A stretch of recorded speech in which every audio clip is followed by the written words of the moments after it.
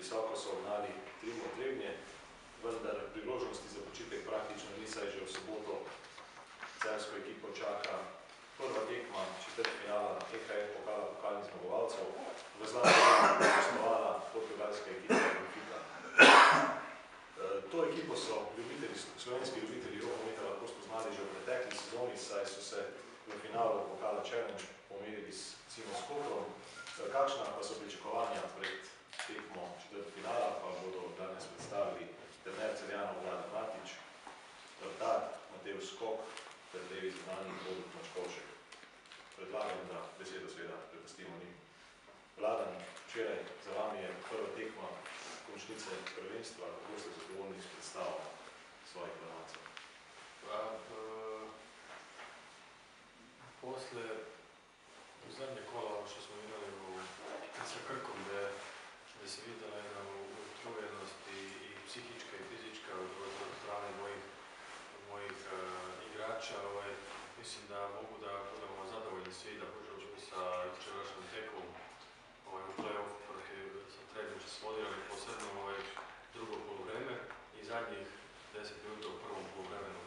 Dosta je to u prvih 20 minuta bilo u grču, nervozno, ali vidjela se velika želja i kad smo uspjeli da tu da se malo smirimo, da se skoncentrišemo i kad je to malo krenulo, posle se to otvorilo i bilo je jako dobro i zelo sam vesel što su nam se priključili potočnik i Poteko, s tim smo dobili jednu novu svežinu u ekipi, jednu novu agresivnost u brambi i to se odmah vidjelo jučer na tekmi, ali moram da isteknem ovdje ova dva igralca što su ovdje sad na konferenciji, Matevž i Borut su po meni sad u dobroj formi i dižu ekipu kad treba i pomažu u svakom trenutku, mada od Boruta ja lično kao trener očekujem mnogo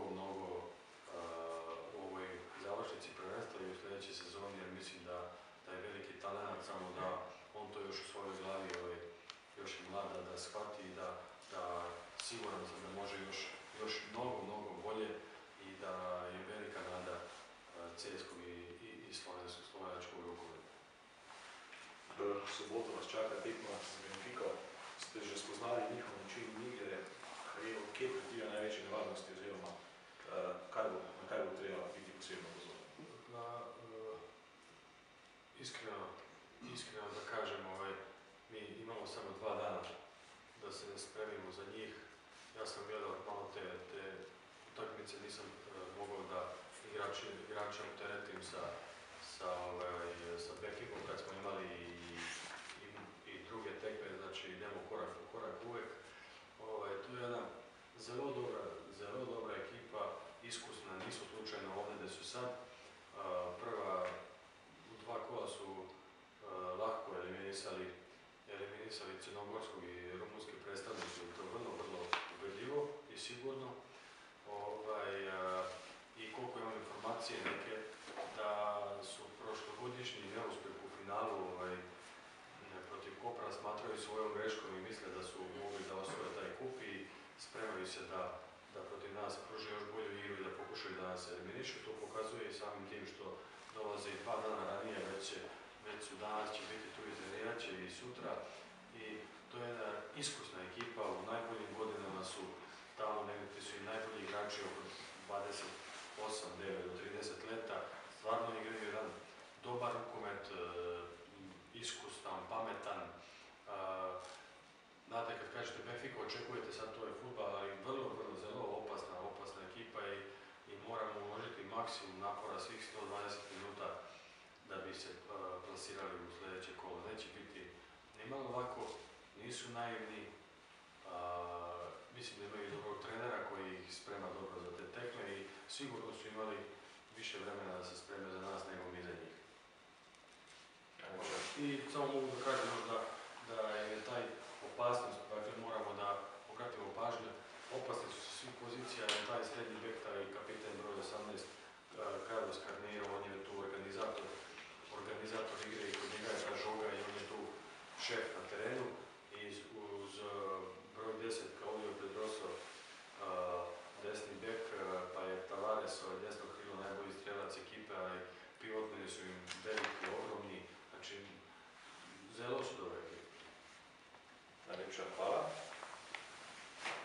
Delš, že trener, je dobro omenil, svojo dobro formo.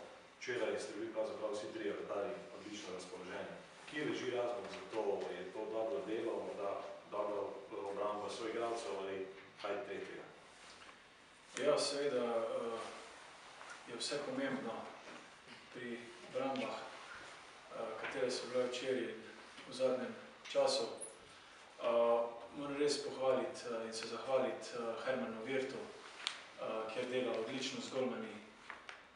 Vsi trije golmani, tako jaz, Perič kot Lesjak, odlično sodelujemo skupaj, smo dober tim, borimo se, probamo izkoristiti vsak svojo minutažo, to se vidi na samih tekmah, tako da, kot pravijo, z dobrim delom se daleč pride, dobro treniramo in nekje se mora videti napredek. Že trener je prej omenil za Benfico, da gre za zelo kvalitetno ekipo, tudi sam si pogledal posnetke, kakšne so tvoje pričakovanja? Ja, res je, veliko igralcev Benfice je reprezentantov, veliko jih poznam, videl sem jih že, kajti bili so nasprotnik, nekateri igralci so bili tudi nasprotnik slovenske reprezentance tukaj v Celju.